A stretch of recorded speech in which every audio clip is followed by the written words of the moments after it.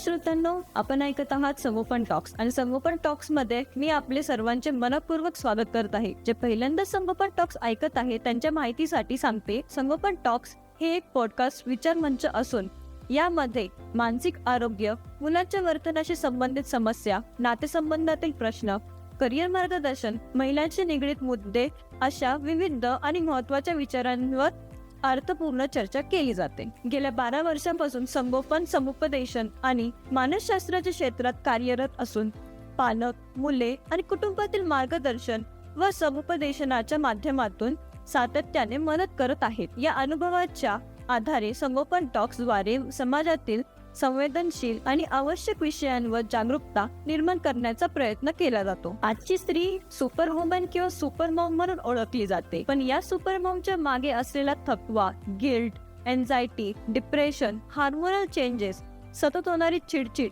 हे सगळं खरंच कुणी समजून घेतं का? हा एपिसोड समर्पित आहे त्या प्रत्येक स्त्रीसाठी आणि तिला समजून घेणाऱ्या इच्छुक प्रत्येक कुटुंबासाठी. या अशा अत्यंत महत्त्वाच्या विषयावर मार्गदर्शन करण्यासाठी आज आपल्या सोबत आहेत डॉक्टर अंजली चौधरी. डॉक्टर अंजली चौधरी या गेल्या अनेक वर्षापासून चिंचवड, पुणे येथे एक समुपदेशन म्हणून काम करत आहेत. बालमानसशास्त्र, parenting issues, relationship issues, counselling, career counselling, family counselling यासारख्या विविध विषयांमध्ये त्यांचा गाढा अभ्यास आहे आणि अनुभव आहे. त्या काउन्सिलिंग सायकोलॉजिस्ट, पॅरेंटिंग आणि रिलेशनशिप कोच आणि वुमेन वेलनेस एक्सपर्ट आहेत. त्या आपल्याला आज या महिला दिन विशेष पॉडकास्ट साठी लाभल्या त्याबद्दल त्यांचे मनपूर्वक आभार आणि त्यांचे खूप खूप स्वागत. तर मॅम, आपण आज इथूनच सुरुवात करूया की सुपर वुमेन सिंड्रोम म्हणजे नेमकं काय? धन्यवाद जान्हवी. सर्वप्रथम आपल्या सगळ्या महिला वर्गाला जागतिक महिला दिनाच्या खूप खूप शुभेच्छा. आणि त्याचबरोबर आपण आज मला या विशेष पॉडकास्टमध्ये आमंत्रित केलं त्याबद्दल तुम्हा सर्वांचेही खूप खूप धन्यवाद. तर जान्हवी, तू अगदी योग्य असा प्रश्न विचारलायस की सुपर वुमन सिंड्रोम म्हणजे नेमकं काय. कारण आपल्याकडे जवळजवळ 99% महिलांना हे माहीतच नाहीये की सुपर वुमन सिंड्रोम असं काही असतं आणि आपण त्याचे शिकार आहोत. कारण कसं आहे ना की स्त्रियांना असं वाटतं की आपण जे करतोय दररोज तर ती आपली जबाबदारीच आहे. नो डाऊट जबाबदारी तर आहेच आहे त्यांची. हो, पण होतं काय ना की हे सगळं करत असताना आता आपण जर सद्यस्थितीचा जर विचार केला तर पूर्वीपेक्षा परिस्थिती थोडीशी बदललेली आहे. आता स्त्रिया शिकल्या आहेत, स्त्रिया नोकरी करतायत, पण तरी सुद्धा पूर्वी जे चूल आणि मूल एवढ्या पुरतं जे मर्यादित होतं त्यामध्ये आणखीन एक जबाबदारी त्यांची वाढलेली आहे आणि ती म्हणजे नोकरी. आणि म्हणजे एक आपण छोटंसं उदाहरण घेऊया. बघ, पुरुष हा कामावरून आला की तो थकून जातो आणि मग तो थकून जातो म्हणून मग त्याला आराम पाहिजे असतो, त्याला टीव्ही पाहायचा असतो, त्याला क्रिकेट पाहायचं असतं किंवा मग व्हॉट्सअपवर टाइमपास करायचा असतो, मुलांची कटकट नको असते. पण हेच जर आपण एका स्त्रीच्या बाबतीत विचार केला तर तिला कामावरून आल्या आल्या लगेचच तिचा रोल स्विच करावा लागतो. आणि मग ती एका एम्प्लॉई किंवा एका नोकरदार स्त्रीच्या रोल मधून ती एका आईच्या, एका सुनेच्या भूमिकेमध्ये, एका बायकोच्या भूमिकेमध्ये येते. आणि इथे फक्त तेवढ्यावर थांबतं का? तर नाही. इथे अपेक्षा काय आहे तिच्याकडनं की तिने रोल स्विच करून लगेचच इतरांच्या सर्वांच्या अपेक्षेप्रमाणे गोष्टी केल्या पाहिजेत. म्हणजे मग तिने स्वयंपाक केला पाहिजे, मग तिने मुलांच्या परीक्षा असतील, मुलांचे काही प्रोजेक्ट्स असतील, शाळेतले काही कार्यक्रम असतील, त्या सगळ्याबद्दलचा विचार केला पाहिजे, त्या सगळ्या गोष्टी पूर्ण केल्या पाहिजेत. सासू सासरे असतील तर गोष्टी आणखीन वेगळ्या. मग सासू सासऱ्यांच्या पथ्यपाणी, त्यांच्या डॉक्टर्सच्या औषधाच्या वेळा या सगळ्या लक्षात ठेवून त्याप्रमाणे त्या सगळ्या गोष्टी तिने मॅनेज करणं अपेक्षित असतं. बरं, ती हे मॅनेज करते का? तर नक्कीच करते. कारण womens of course they are very good at multitasking. पण हे सगळं करत असताना तिला एका भ्रमात ठेवलं जातं की तू सुपर वुमन आहेस आणि तू हे सगळं खूप छान करू शकते. आता काय आहे ना की आपल्याला प्रत्येकालाच कौतुक हे सर्वांनाच आवडतं. म्हणूनच नाही का पूर्वीच्या काळी राजे महाराजे स्तुती पाठक ठेवायचे. आता इथे काय होतं, इतर कुठल्या बाबतीत तर ते कौतुक स्त्रीच्या वाटेला येत नाही. पण जबाबदारी जेव्हा पार पाडायची असते तेव्हा तिला म्हणलं जातं yes you can do it, आणि तू सुपर वुमन आहेस, तू सुपर मॉम आहेस असं तिला सांगितलं जातं. बरं. आणि बिचारी ती स्त्री सुद्धा या सुपर मॉम किंवा सुपर वुमनच्या लेबलखाली तिला वाटायला लागतं खरंच मी सुपर वुमन आहे. आणि मग ती या सगळ्या जबाबदाऱ्या ज्या आहेत ना तर त्या अगदी पोट तिडकीने पार पाडायचा प्रयत्न करत असते. आणि हे सर्व करत असताना होतं काय की इतरांच्या तिच्याकडनं असणाऱ्या अपेक्षा आणि तिच्या स्वतःच्या तिच्याकडनं असणाऱ्या अपेक्षा या दोन्ही वाढतात. आणि हे सगळं करत असताना तिची खूप सारी ओढाताण होत असते. तर सुपर वुमन सिंड्रोम म्हणजे नेमकं काय, तर त्या स्त्रीने परफेक्ट असलं पाहिजे. प्रत्येक भूमिका, मग ती बायकोची असो, आईची असो, सुनेची असो, ही तिने अगदी व्यवस्थित निभावली पाहिजे. आणि हे सगळं करत असताना तिने कुठेही थकता कामा नये, तिने कुठेही तक्रार करता कामा नये. अशी घेतलेली मानसिक आणि भावनिक जबाबदारी म्हणजे सुपर वुमन सिंड्रोम. आणि हा सुपर वुमन सिंड्रोम जेव्हा स्त्री हे करायला जाते तेव्हा तिची स्वतःची अशी इच्छा असते की आपण परफेक्ट असलं पाहिजे. आणि मग त्यामुळे होतं काय, या सगळ्या ह्याच्यामध्ये तिची शारीरिक, मानसिक, भावनिक ओढाताण व्हायला चालू होते. जर ती हे करू शकली नाही, कुठेतरी काहीतरी तिच्याकडनं मिस होतंय, इम्परफेक्शन होतंय, तर मग ती स्वतःला डाऊट करायला लागते. शी स्टार्ट्स सेल्फ डाऊटिंग, सेल्फ ब्लेमिंग. आणि मग हळूहळू काय होतं की हा सेल्फ डाऊट जेव्हा वाढत जातो तेव्हा तिचा स्वतःचा आत्मविश्वास जो असतो तो हळूहळू कमी व्हायला लागतो. मग तो आत्मविश्वास कमी होतो, ती निराशेच्या गर्तेत जाते. आणि हे सगळं करत असताना ती स्वतःचा विचार करते का, तर अर्थातच नाही. मग ती स्वतःच्या आवडीनिवडी, स्वतःचा विचार, स्वतःची तब्येत हे सगळं बाजूला ठेवत असते आणि हे सगळं करण्याचा प्रयत्न करत असते. आणि हे जेव्हा होतं तेव्हा तुम्ही हमखास हे समजावं की तुम्ही सुपर वुमन सिंड्रोमच्या बळी ठरला आहात. तर म्हणजे मॅम आजच्या काळात स्त्रीला एक सुपर वुमेन म्हणणे हे तिच्यावर लावलेलं लेबल आहे का, की तिचं कौतुक आहे? अर्थातच हे तिला दिलेलं असं लेबल आहे ज्याच्यामुळे तिच्यावर एक अदृश्य दबाव असतो. मी जसं मगाशी म्हटलं की कौतुक हे प्रत्येकालाच आवडतं. Everyone wants that appreciation, attention, acknowledgement. ठीक आहे. त्याच्यामुळे सुरुवातीला जेव्हा आपण एखाद्या स्त्रीला तो सुपर मॉम आहेस किंवा जो सुपर वुमन आहेस असं जेव्हा आपण म्हणतो तेव्हा ती कुठेतरी मनातनं आतून सुखावते, तिला ते बरं वाटतं.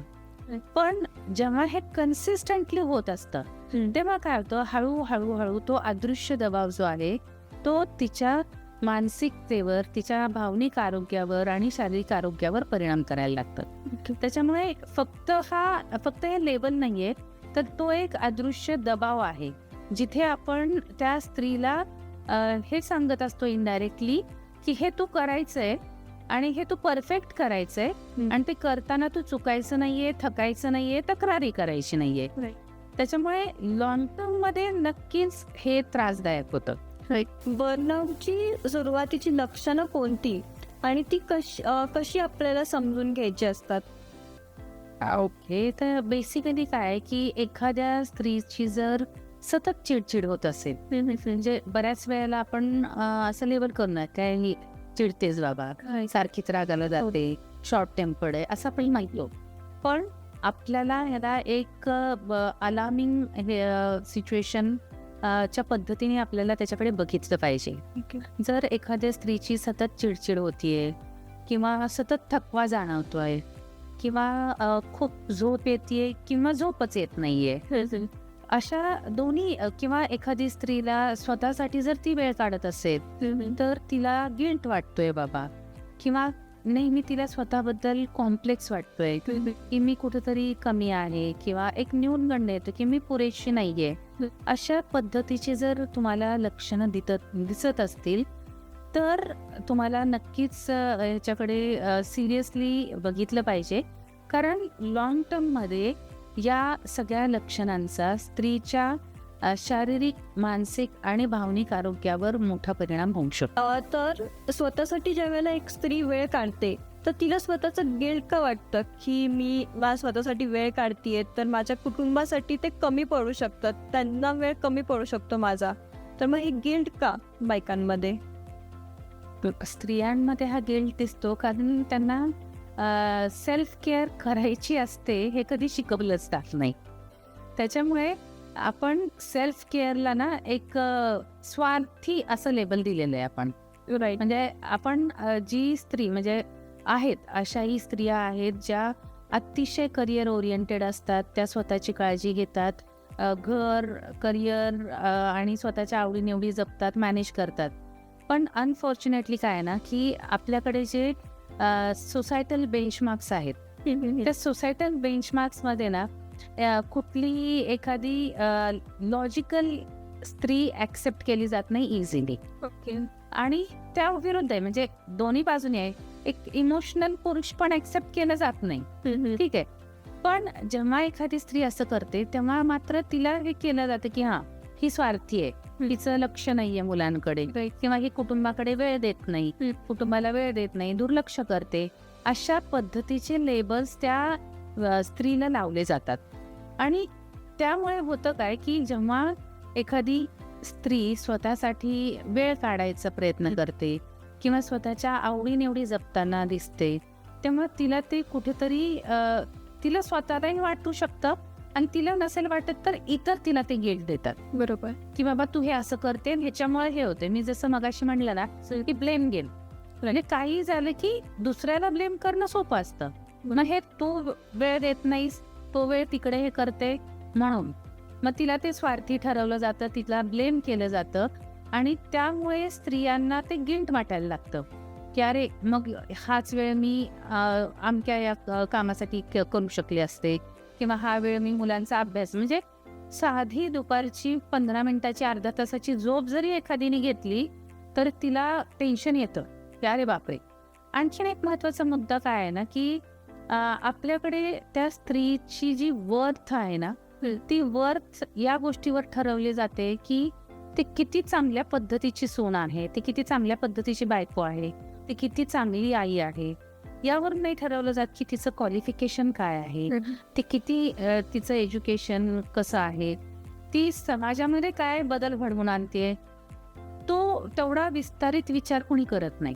विचार काय करतो की म्हणजे एखादी स्त्री आहे जी खूप चांगल्या पोझिशनला आहे आणि ती तिच्या करिअरमध्ये खूप छान करते, पण समहाऊ तिला ते करत असताना तिला तिच्या मुलांना डे केअरमध्ये ठेवायला लागतं. तर त्याच्याकडे मात्र पॉइंट आउट केलं जाईल. आणि या ह्याच्यामुळे होतं काय ना की स्त्रियांना ते गिल्ट वाटायला. मी जसं म्हटलं मगाशी की नोकरी करणाऱ्या स्त्रियांमध्ये तर ते खूप प्रमाणात दिसतं गिल्ट.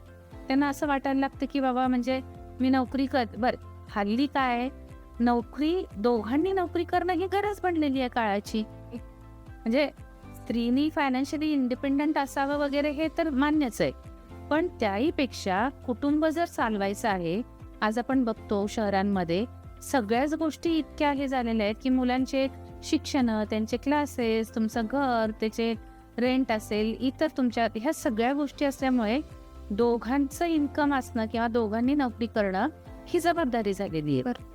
परंतु त्याचबरोबर घरचे कामं दोघांनी वाटून घेणं हे नाहीये किंवा घरच्या इतर मंडळींमध्ये ते कामं वाटून दिले जातात का, तर नाही होत असं. आणि त्यामुळं या सगळ्यांमुळं हे सगळं एकटीनेच ती ओढाताण करायची आणि मग ते होत नाही, म्हणून मग त्याचं गिल्ट वाटायला. बरोबर आहे. तर मॅम सुपर वुमेन सिंड्रोम जे आहे तर एका स्त्रीने त्याला सामोरे जाताना आणि तिच्या कुटुंबाने तर तिला कशी मदत करायची ह्याच्यातून बाहेर पडण्यासाठी? मी माझ्या सगळ्या महिला मैत्रिणींना, भगिनींना, सगळ्या बहिणींना हे सांगू इच्छिते की सुपर म्हणजे स्वतःला संपवणं नाही, तर सेल्फ केअर हा स्वार्थ नाहीये. हे अगोदर सगळ्या स्त्रियांनी लक्षात घेणं गरजेचं आहे की तुम्ही सुपर वुमन नाही आहात, तर तुम्ही ह्युमन आहात. Okay. So consider it, you are not a machine, you are a human being. आणि त्यामुळे तुम्हाला एखाद्या वेळेस एखादी गोष्ट नाही केली तर त्याचं गिल्ट वाटण्याची गरज नाहीये. यामध्ये सगळ्यात महत्त्वाचं काय आहे की स्त्रियांच्या हातात काय आहे, तर त्यांनी स्वतःच्या बाउंड्रीज अगोदर स्वतः ठरवायला हव्यात, अगोदर स्वतःसाठी आणि मग इतरांसाठी. म्हणजे उदाहरणार्थ की वीकेंड आहे तुम्हाला असं वाटतं की हा वीकेंड आहे, मला आता या वीकेंडला आराम करायचा आहे, राईट. पण तुमच्या नवऱ्याने असं ठरवलं की नाही, या वीकेंडला माझे 4 मित्र येणार आहेत आणि मग ते लंचला येणार आहेत, डिनरला येणार आहेत, तर ते घरी करायचे. तर इथे ती क्लॅरिटी असणं गरजेचं आहे की बाबा मला पण वीकेंड आहे, मी पण थकली आहे, तर मला हे नाही जमणार आहे, तुला हे करायचं ना बाबा, तुम्ही बाहेर जा, तुम्ही हे करा, किंवा तशा पद्धतीने. म्हणजे हे एक उदाहरण दिलं. काय असतं की बऱ्याच वेळेला स्त्री काय करते की नाही कसं म्हणायचं या ओझ्याखाली ते करत जाते गोष्टी. म्हणजे सगळ्यात पहिल्यांदा तर नाही म्हणायला आलं पाहिजे. नाही, तुम्हाला जी गोष्ट नाही करायची त्याला नाही हे सांगता आलं पाहिजे. म्हणजे आपण वेगळ्या रेफरन्सनी जे म्हणतो नो मीन्स नो, तर ते इथं पण आहे. तर ते तुम्हाला नाही म्हणता आलं पाहिजे. जी गोष्ट तुम्हाला नाही करायची किंवा जमणार नाहीये, तिथं क्लिअर कट नाही म्हणणं आलं पाहिजे. तिथे त्या बाउंड्रीज तुम्ही सेट केल्या पाहिजेत. दुसरी महत्वाची गोष्ट म्हणजे मी मगाशी म्हटलं, तुम्ही ह्युमन बिंग आहात, तुम्ही एक मनुष्य प्राणी आहात, तर मदत मागण्यामध्ये तुम्हाला कुठलीच कमीपणाची भावना नाही जाणवली पाहिजे. कारण मदत ही म्हणजे मग त्याच्यामध्ये हाऊस हेल्प असेल, घरचे मेंबर्स असतील. म्हणजे मला कधी कधी कळत नाही की काही आया ज्या असतात ना, त्या इतक्या पॉझिटिव्ह असतात. म्हणजे मुलांना ब्रशवर पेस्ट पण लावून देते, बरोबर, हो, किंवा जेवल्यानंतर नवरा ताट सुद्धा उचलून नाही ठेवणार, हो. किंवा आणखीन मी काय उदाहरणं असे बघितलेत की नाही, त्यांना ना आमच्याकडे ना स्वयंपाकाला बाई नाही चालत, त्यांना ना माझ्याच हातचं लागतं, बस तेही गरमच लागतं. हो, अरे कशासाठी एवढा अट्टहास करताय तुम्ही? म्हणजे सगळ्या गोष्टी एकट्याने करणं हे खूप एक्झॉस्टिव्ह आहे. राईट. इथे तुम्ही कामाची विभागणी करता आली पाहिजे तुम्हाला, आणि तुम्ही केली पाहिजे. आणि याच्यामध्ये चुकीचं काहीच नाहीये. इथे तुम्ही तुमच्या मुलांना जे आहे ना, लाईफ लेसन्स, लाईफ स्किल्स शिकवताय. म्हणजे तुम्ही तुमच्या मुलाला काहीतरी करायला सांगितलं म्हणजे काय, तुम्ही लगेच त्यांना चाइल्ड लेबर नाही बनवताय. हे दीज आर लाईफ स्किल्स. म्हणजे आता आपण बघतो की मुलं म्हणजे फॉरेनला जाणं तर अगदी कॉमन झालेलं आहे. हल्ली बरेचसे मुलं अगदी 12वी नंतर किंवा 11वी 12वीलाही फॉरेनला जातात, बरोबर. तिकडे गेल्यानंतर तिथे काही तुम्हाला इथे आपल्याकडे जसे हाऊस हेल्प मिळते तसं नसतात. तिथे तुम्हाला सगळं स्वतःच करावं लागतं. बऱ्याच वेळेला हे लक्षात आले की अकॅडमिकली किंवा इंटेलेक्च्युअली हे मुलं खूप हुशार असतात, बरं का, बरोबर. पण तिथे जाऊन त्यांना या लाईफ स्किल्सला ट्रेन केलं नसल्यामुळे तिथे जाऊन ते फेल होतात. राईट. बऱ्याच वेळेला होमसिक होतात किंवा राहू शकत नाही, बरोबर. कारण बाहेरचं किती दिवस खाईल एखादा मनुष्य. पण तो मुलगा आणि मुलगी हा फरक नाहीये त्याच्यामध्ये. भले तो मुलगा असो किंवा मुलगी असो, ज्या बेसिक लाईफ स्किल्स आहेत ह्या त्यांना जमल्याच पाहिजेत. आणि त्याची सुरुवात, त्याची पायाभरणी तुम्ही लहानपणापासूनच केली पाहिजे. अगदी छोट्या छोट्या गोष्टी, म्हणजे तुम्ही जेवायला बसताय, अगदी 4वी-5वीतलं जरी मूल असेल तरी त्याला तुम्ही ताट, चमचे घ्यायला सांगू शकता ना. नाही, अशा पद्धतीची छोटी छोटी कामं तुम्ही देऊ शकता. तेवढाच तुमचा भार हलका होईल ना. त्याच्यामुळे महिलांनी सगळ्यात पहिल्यांदा हे लक्षात घेणं गरजेचं आहे की आपण मदत मागितली म्हणून आपण कुठे कमी होत नाही ना, त्याच्यामध्ये काही कमीपणा नाहीये. तर तुम्ही इनफॅक्ट ती मदत घेतली पाहिजे आणि तुम्ही इतर फॅमिली मेंबर्सला सुद्धा त्यासाठी ट्रेन केलं पाहिजे, त्यांच्या पायावर उभारण्यासाठी. म्हणजे मला एक किस्सा आठवतोय. माझ्याकडे एक आले होते पॅरेंट्स मुलीला घेऊन. मुलीचं लग्न ठरलेलं. ओके. आणि ती मुलगी आता लग्न ठरलंय, जॉब करतेय, तरी सुद्धा आई तिच्या हातामध्ये डब्बा तयार करून देते. आता उद्या ती लग्न झाल्यानंतर तिला ही जबाबदारी येणारच आहे ना. हो, नाही, लग्न झाल्यानंतर करायचंच आहे, हो करायचंय, पण ओव्हरनाईट काही मॅजिक होणार नाहीये ना. ओव्हरनाईट काही जादू होणार नाहीये. एका रात्रीत तिला सगळी जबाबदारी नाही पेलवणार आहे. आणि अशा कारणांमुळे आता आपण बघतो की हल्ली रिलेशन्स पण म्हणजे लग्न पण फार टिकण्याचं प्रमाण कमी होत चाललंय. भारतातील जे डिवोर्सचं किंवा घटस्फोटाचं प्रमाण जे आहे ते वाढत चाललेलं आहे. त्याला कारण हे पण आहेत ना.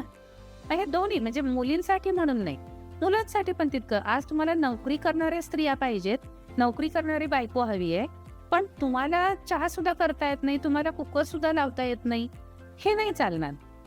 त्यामुळे महिलांनी तर मदत घेतलीच पाहिजे त्यांच्यासाठी, पण त्याचबरोबर तुमच्या मुलांना लाईफ स्किल्स शिकवणं, त्यांना जगण्यासाठी अपरिहार्य असणाऱ्या गोष्टी स्वतःच्या स्वतः करता येणं ही अतिशय गरजेची बाब आहे.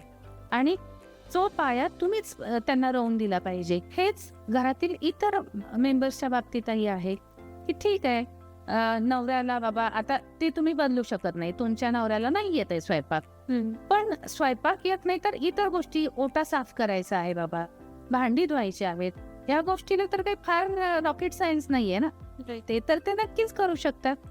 तर अशा पद्धतीची कामाची विभागणी जर केली तर त्यांना स्वतःसाठी थोडा वेळ काढता येईल. आणि मग तो वेळ त्यांनी काढला पाहिजे. मग त्याच्यामध्ये वेगवेगळे छंद जोपासले पाहिजेत. मग कुठलेही असेल, स्वतःच्या शारीरिक जे आपण म्हणतो आरोग्यासाठी, फिजिकल फिटनेससाठी तुम्हाला जे आवडतं ते तुम्ही करावं. भले मग तो योगा असेल, कोणाला झुंबा आवडत असेल, कोणाला सायकलिंग आवडत असेल, आणि त्या व्यतिरिक्त एखादा छंद जो काही आपण म्हणतो, कुणाला वाचनाचा छंद असेल, कुणाला गाण्याचा असेल, कुणाला गाणी ऐकण्याचा असेल, तर हा एक छंद आपला जोपासणं हे अतिशय गरजेचं आहे. तर माझी सगळ्या महिलांना ही अगदी कळकळीची विनंती आहे की सेल्फ केअर म्हणजे स्वार्थ नाही.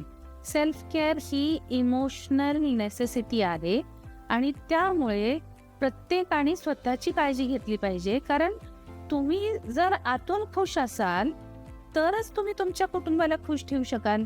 आतमध्ये जर तुमच्या राग आहे, द्वेष आहे, फ्रस्ट्रेशन आहे, तर बाहेर तेच येणार आहे. रिकाम्या कपातून तुम्ही दुसऱ्याला पाणी नाही देऊ शकत, बरोबर? किंवा तुम्ही तेच देऊ शकता जे तुमच्या आतमध्ये आहे. तुमच्या कप मध्ये जर फक्त राग आहे, तणाव आहे, फ्रस्ट्रेशन आहे, तर ते कुठे ना कुठेतरी तुमच्या फॅमिलीमध्ये ट्रान्सफर होणार आहे. मग ते फ्रस्ट्रेशन मुलांवर निघणार आहे, तो राग मुलांवर निघणार आहे, तो तणाव तुमच्या नात्यामध्ये निर्माण होणार आहे. त्याच्यामुळे सेल्फ केअर म्हणजे स्वार्थ नाही. सेल्फ केअर ही नेसेसिटी आहे, इमोशनल गरज आहे. हे ओळखा आणि स्वतःची काळजी घ्यायला शिका. तर मॅम, आता हे झालं वुमेन्स बद्दल की तुम्ही महिलांनी कशी काळजी घेतली पाहिजे किंवा काय केलं पाहिजे. तर आता त्यांच्या कुटुंबांसाठी तुमचं काय म्हणाल तुम्ही की त्यांना मदत केली पाहिजे किंवा त्यांना कसं ह्यातून बाहेर काढलं पाहिजे? अतिशय महत्वाचा प्रश्न विचारला जान्हवी तू. कारण मी जसं मगाशी म्हणाले ना की स्त्रियांना तर लहानपणापासून तशा पद्धतीने कंडिशन केलं जातं.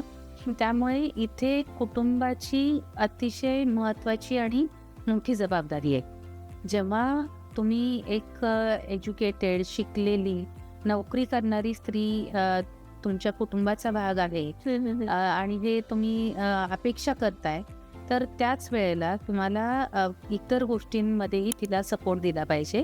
म्हणजे नेहमी फक्त नाही तू तर काय ते सगळं छान करू शकतेस, तू सगळं छानच करतेस म्हणून तिच्यावर ढकलून त्याचं ओझं देण्यापेक्षा तिला हे सगळं करताना किती तिची ओढाताण होतीये, किती तिची कोतरओढ होतीये, हे लक्षात घेऊन आपण तिला मदत केली पाहिजे. मदत करत असताना जसं मी मगाशी म्हणाले, एकतर घरातल्या कामाची विभागणी केली पाहिजे. छोटे छोटे कामं, अगदी छोटे छोटे कामं घरातल्या प्रत्येकाने वाटून घ्यावेत. म्हणजे आता उन्हाळा चालू होतोय, प्रत्येक वेळी आपण हे बघतो की घरातल्या लोकांना सवय काय असते, फ्रीज मधनं बॉटल काढायची, पाणी प्यायचं आणि तसंच ठेवून द्यायचं.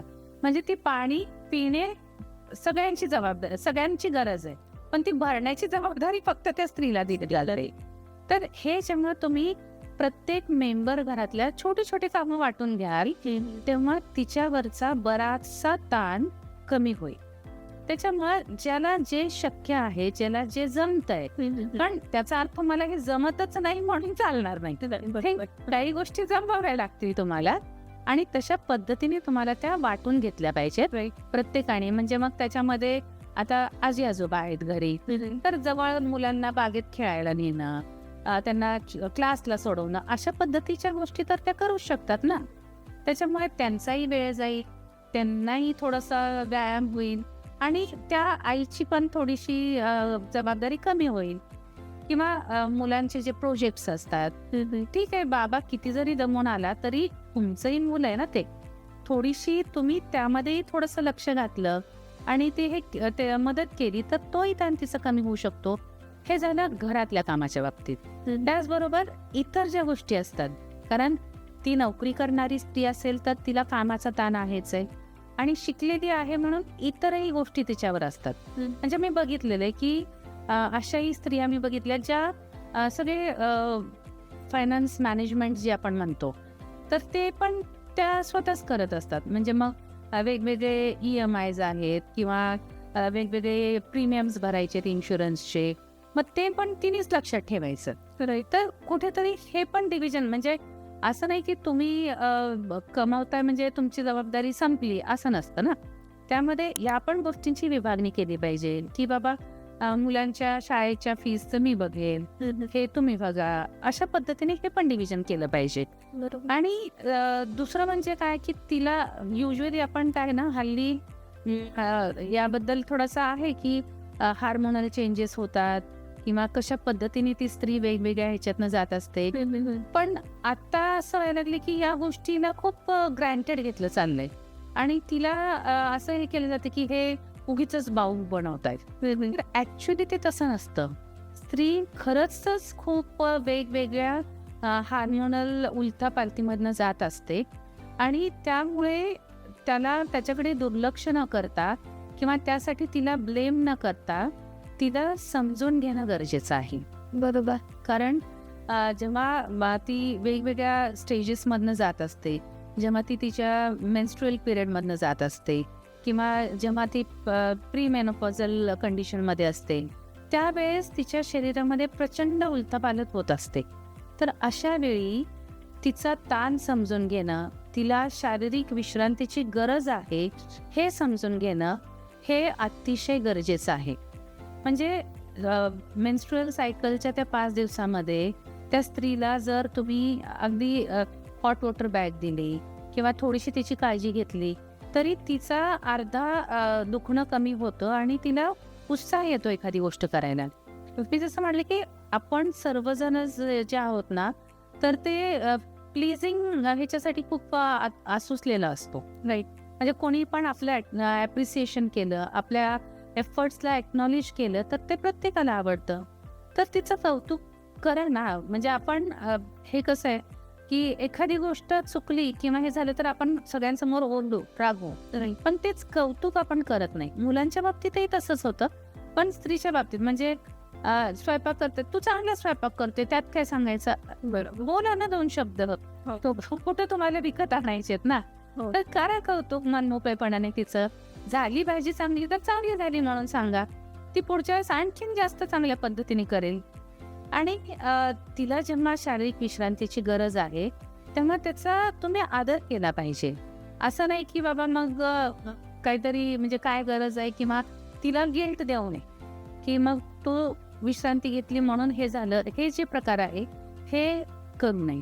तिचे जे भावनिक बदल होत आहेत त्याला ओव्हर ॲक्टिंग म्हणून त्याला डिसमिस करू नये. त्याला समजून घ्यावं, त्याला ॲक्सेप्ट करावं, त्याला ॲडमिट करावं, ॲक्नॉलेज करावं. हे जरी केलं म्हणजे स्त्रियांना बाकी फार काही नको असतं. त्यांना फक्त तुम्ही एवढं म्हणालात ना की मी आहे तुझ्यासोबत, आम्ही तुझ्यासोबत आहोत, एवढं जरी तुम्ही म्हणाला स्त्रीला तरी ती भरून पावते. तिला तेवढं सुद्धा पुरेसा आहे. आणि तो इमोशनल सपोर्ट जो आहे, तो इमोशनल आधार जो आहे, तो सगळ्या तणावाचं एक सोल्युशन आहे.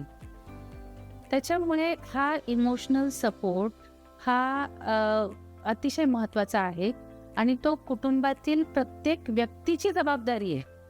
ती फक्त मुलांची, ती फक्त नवऱ्याची जबाबदारी नाही आहे, तर ती घरातल्या प्रत्येकाची जबाबदारी आहे. कारण जर घरातली स्त्री आनंदी असेल तर संपूर्ण कुटुंब आनंदी असतं.